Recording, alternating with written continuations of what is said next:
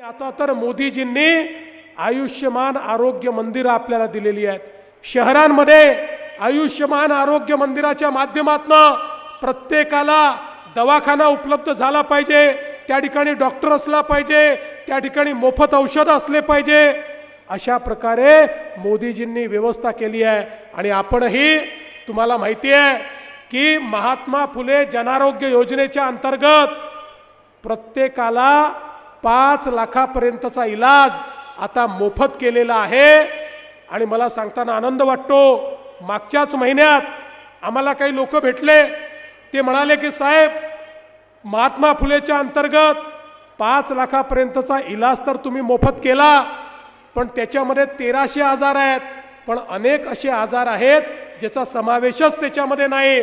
मग त्या आजारात आम्ही काय करायचं?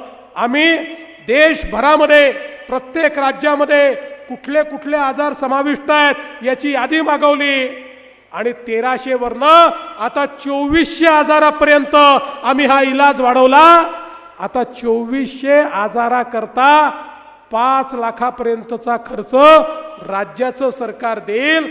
आणि 9 आजार तर असे आहेत, आम्हाला लक्षात आलं की या 9 आजारामध्ये 5 लाखापेक्षा जास्त पैसा आपल्याला द्यावा लागतो।